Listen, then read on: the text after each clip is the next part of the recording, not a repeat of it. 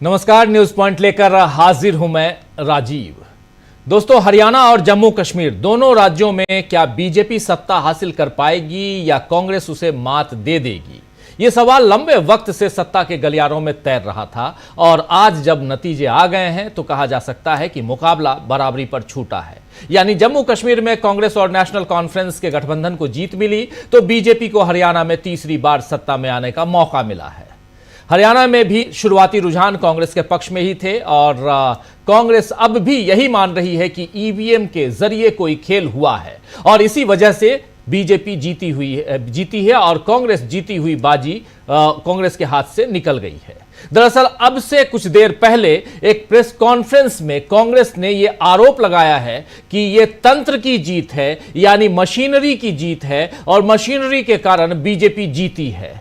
कांग्रेस का कहना है कि जिन ईवीएम में 99% चार्जिंग थी उसमें बीजेपी को जीत मिली है और जिसमें 70% चार्जिंग थी, यानी जो मशीनें सामान्य तरीके से चल रही थीं उसमें कांग्रेस जीती है। आइए जरा उस प्रेस कॉन्फ्रेंस की एक छोटी सी बाइट सुन लेते हैं और इसी मसले पे क्या कुछ पवन खेड़ा कह रहे हैं, सुनिए जरा। और यहां से कैसे तस्वीर बदलती हुई दिखाई देती है। आज दिन भर सुबह 6 बजे से आप लोग देख रहे हैं, हमारे साथ जुड़े रहे और पूरा गहमा गहमी का आलम था। शुरुआती दौर में बीजेपी पीछे थी और कांग्रेस आगे थी हरियाणा में, लेकिन यहां परिस्थितियां बदल गई और परिस्थितियां जिस ढंग से बदली हैं वो आप ऊपर के स्क्रीन पर देख रहे होंगे, स्क्रीन के ही ऊपर के पार्ट में देख रहे होंगे, जहां 90 सीटों में से 48 सीटें बीजेपी के खाते में और 37 सीटें कांग्रेस के खाते में गई हैं। जरा सुनते हैं पहले पवन खेड़ा क्या कुछ आरोप लगा रहे हैं कांग्रेस और इस तंत्र पे यानी मशीनरी पे, सुनिए। हरियाणा में चुनाव हुआ जिसके नतीजे बिल्कुल अप्रत्याशित हैं और यहां तक कि यह भी कहेंगे कि अस्वीकार्य हैं।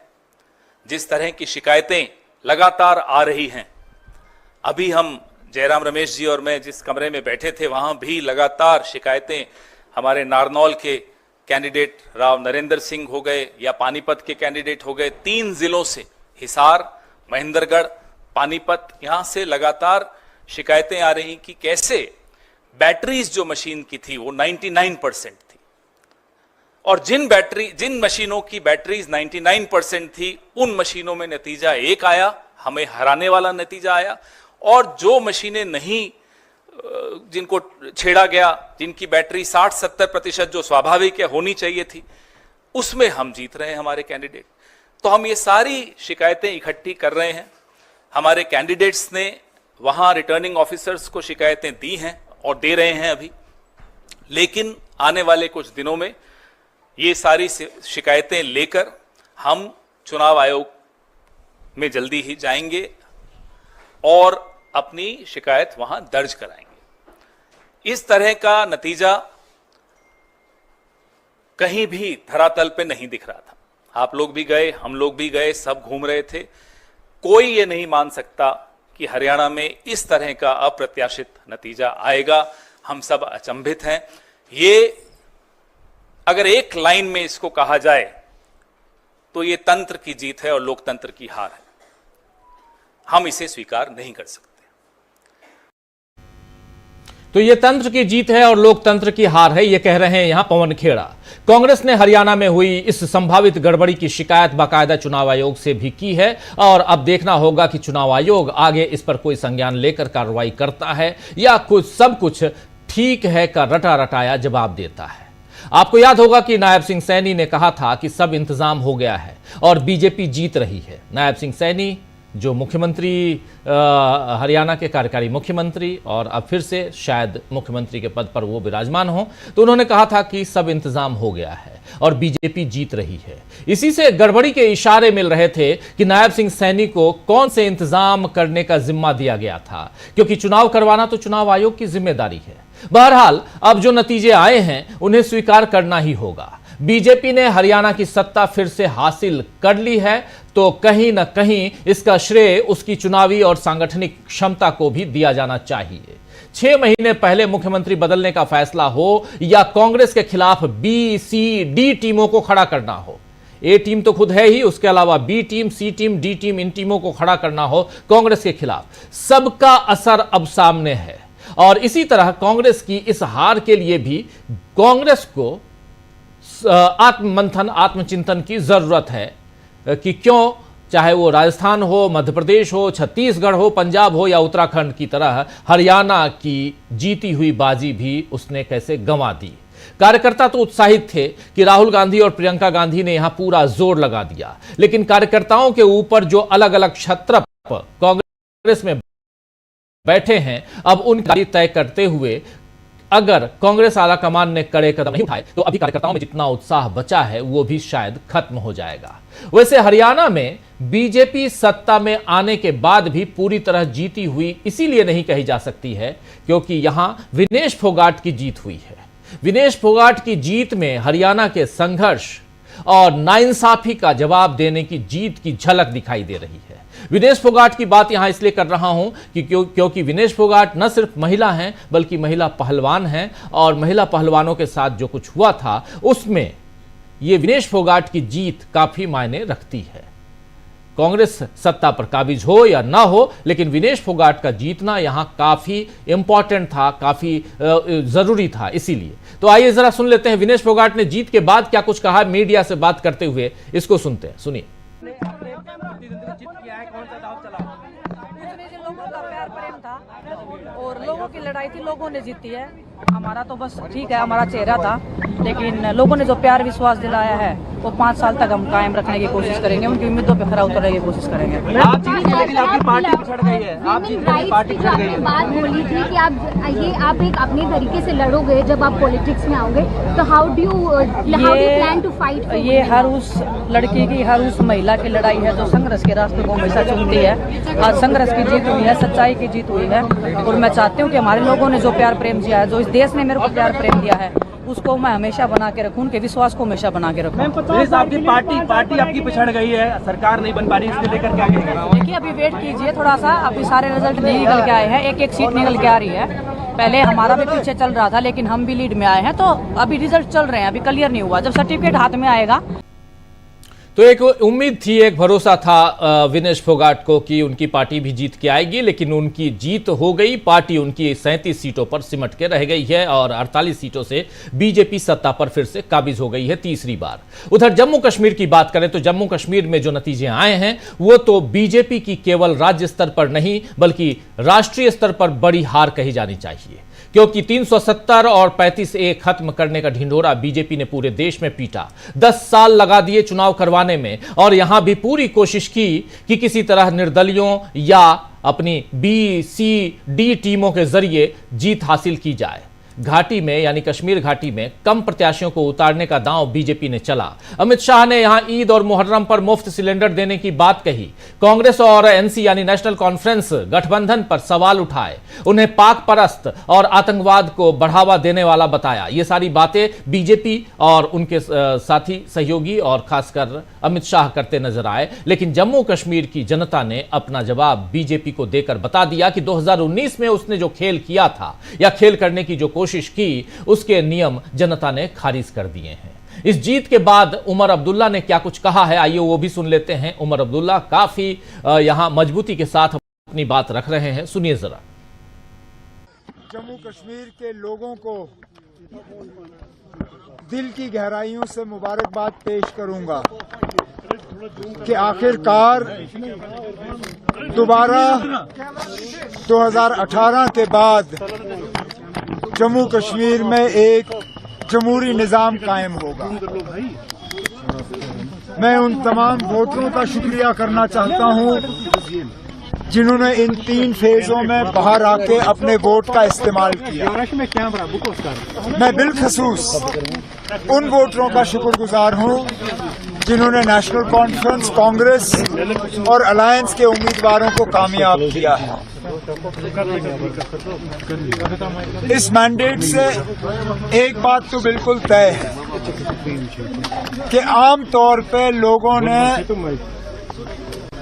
बीजेपी की जम्मू कश्मीर को जो सियासत रही है उसके खिलाफ वोट दिया है। बीजेपी ने जो पुरानी तंजीमों को, जिसमें खासकर नेशनल कॉन्फ्रेंस को सियासी निशाना बनाने की कोशिश की, हमें कमजोर करने की कोशिश की, हमारे मुतबादल यहाँ पे तंजीमें खड़ी करने की कोशिश की। आज उनका आम तौर पे देखा जाए तो नामो निशान जो है वो इस इलेक्शन में मिट गया है। लेकिन बड़ी बात ये है कि कश्मीर, जम्मू के पहाड़ी इलाके, यहाँ वोटों का बंटवारा नहीं हुआ, वोट तकसीम नहीं हुए। मुझे लगता है लोगों ने बहुत समझदारी से अपने वोट का इस्तेमाल किया।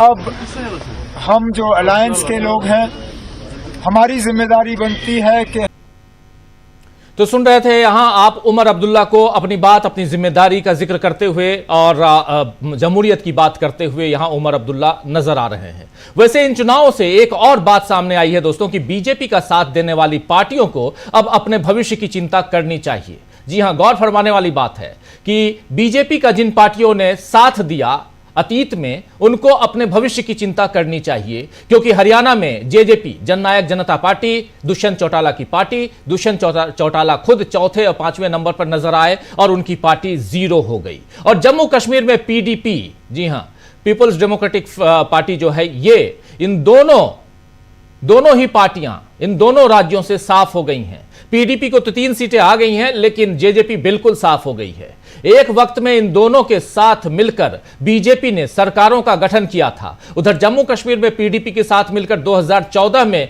बीजेपी सरकार बनाई, तो 2019 में जेजेपी के साथ मिलकर हरियाणा में बीजेपी सरकार बनाई। लेकिन इन दोनों ही पार्टियों का क्या हश्र हुआ आपने देख लिया। महाराष्ट्र, बिहार, झारखंड में भी, जी हां, इन तीनों का जिक्र इसलिए कर रहा हूं क्योंकि आने वाले समय में इन तीनों राज्यों में भी चुनाव होना है, इसलिए महाराष्ट्र, झारखंड, बिहार ऐसे कह लें तो ज्यादा बेहतर होगा। इन राज्यों में भी बीजेपी का साथ जनता दल यूनाइटेड, लोजपा, शिवसेना, शिंदे गुट, अजित पवार, एनसीपी गुट, ये तमाम लोग दे रहे हैं। अब इन दलों को सोचना होगा कि वो अपने भविष्य और अस्तित्व को बीजेपी से कैसे बचाएंगे। बिहार के पूर्व डिप्टी सीएम तेजस्वी यादव ने हरियाणा के नतीजों पर अपनी प्रतिक्रिया दी है और क्या कुछ कहा है तेजस्वी यादव ने, उसको भी सुनेंगे। लेकिन बहुत इंपॉर्टेंट है कि हरियाणा को लेकर तमाम विपक्षी दलों के नेताओं की प्रतिक्रिया आ रही है और यहां यह समझना जरूरी है कि क्या ये जो रिजल्ट है हरियाणा का, खासकर यह रिजल्ट बीजेपी की बड़ी जीत है या कांग्रेस की बुरी हार है, या यहां कोई खेल है, या खेल अभी बाकी है। यह सब कुछ हम समझेंगे इसी कार्यक्रम में आगे जैसे जैसे हम बढ़ेंगे। लेकिन पहले सुनते हैं तेजस्वी यादव को क्या कह रहे हैं। और जम्मू कश्मीर में जो रिजल्ट आया, आप क्या कहेंगे? देखिए, 2 राज्यों में है। एक जगह जो एनसी कांग्रेस की सरकार बन रही है, दूसरी जगह जो बीजेपी फिर से सरकार में आ रही है। हरियाणा का माहौल कुछ और लग रहा था। बड़े से बड़े जर्नलिस्ट हों, बड़े से बड़े विद्वान हों, या खुद बीजेपी के खुद नेता ही कॉन्फिडेंट नहीं थे हरियाणा के बारे में, तो एक आश्चर्यजनक रिजल्ट आया है। लेकिन लोकतंत्र है, लोकतंत्र में जनता मालिक है, जनता जिनको चुनती है इसका हम लोग स्वागत करते हैं। जम्मू कश्मीर में भी परिणाम आया तो आप देखिए तो एक तरफा है, और उसमें पहले से हम लोग जान रहे थे कि भाई कश्मीर में जो चुनाव है वहाँ बीजेपी की हार होगी। एक सवाल है सर, इसका असर पड़ेगा क्योंकि झारखंड और बिहार विधानसभा चुनाव, सब राज्यों का चुनाव अलग होता है, अलग मुद्दे होते हैं, अलग इश्यूज होते हैं, उस आधार पे चुनाव होता है। तो हर राज्यों के अलग मुद्दे होते हैं, अलग चुनाव होते हैं और उसकी रणनीति भी अलग होती है, गणित अलग होता है, सियासी गणित। ये सही कह रहे हैं यहां पर तेजस्वी यादव। लेकिन तेजस्वी यादव ने भी साफ साफ कहा कि हरियाणा के बारे में बहुत कुछ कहा जा रहा था, यहां तक कि बीजेपी के नेता ही कॉन्फिडेंट नहीं थे, लेकिन अब रिजल्ट कुछ और आए हैं। और क्या ये रिजल्ट अगर तेजस्वी यादव की बातों को ही आगे बढ़ाया जाए तो सबसे पहली बाइट आपने जो सुनी थी, उस बाइट में पवन खेड़ा और जयराम रमेश ने जो प्रेस कॉन्फ्रेंस की है उसकी झलक दिखाई देती है। यानी कहीं ना कहीं ये जो कह रहे हैं और आज दिन भर जिसकी चर्चा होती रही, जिसमें ईवीएम में दो तरह के ईवीएम जो दिखाई दिए, एक 99% चार्ज्ड ईवीएम और दूसरी तरफ 60-70% चार्ज्ड ईवीएम। आप जैसे मोबाइल यूज करते हैं, मोबाइल आपने यूज करना शुरू कर दिया चार्ज करने के बाद, तो मोबाइल की बैटरी धीरे धीरे डाउन होने लगती है। ईवीएम भी वही है, ईवीएम भी चार्ज्ड और वहां यूज करने के बाद आप रख देते हैं, तो जितनी ईवीएम में बैटरी होती है उतनी रहनी चाहिए, न कि 99% होनी चाहिए। और यहीं पर एक शक की सुई उधर जाती है। हालांकि कई लोग फिर कहेंगे कि हार गए तो फिर ईवीएम का रोना रोने लगी बीजेपी कांग्रेस पार्टी, लेकिन यह एक दूसरा गणित है, इसको समझने की जरूरत है। दूसरी तरफ बहुत इंपॉर्टेंट है कि इन चुनावी नतीजों ने बता दिया है कि न बीजेपी हमेशा जीतेगी और न कांग्रेस हमेशा हारेगी। अभी दोनों मैदान में है और बहुत सा खेल होना बाकी है। क्या हरियाणा में भी अभी खेल होना बाकी है? आइए जरा समझते हैं इन तमाम मसलों को एक साथ रख के। और आज जो दिन भर का घटनाक्रम है, जिसमें शुरुआती दौर में आपने देखा कि हरियाणा में बम्पर रुझानों में 60 से ऊपर, 65 से ऊपर, 70 के लगभग पहुंच गई थी कांग्रेस पार्टी, वो अभी 37 पर कैसे सिमट गई और बीजेपी 48 पे कैसे चली आई? क्या यहां से कुछ और खेल होना बाकी है या खेल जो होना था सो हो गया? और क्या यहां से अगले राज्यों की तरफ अगर हम देखें तो वहां भी ऐसे ही रिजल्ट की हम उम्मीद करें, जैसे चौंकाने वाले रिजल्ट आए हरियाणा में, जैसे चौंकाने वाले रिजल्ट पिछले दिनों भी आए थे? या यहां पर एक सवाल और राहुल गांधी के ऊपर उठाए जा रहे हैं कि राहुल गांधी अकेले चुनाव नहीं जितवा सकते? क्या इसकी तरफ देखा जाए? क्या है सवाल और इन सवालों का क्या है जवाब? ये सब कुछ अब हमारे वरिष्ठ साथियों के जरिए ढूंढने समझने की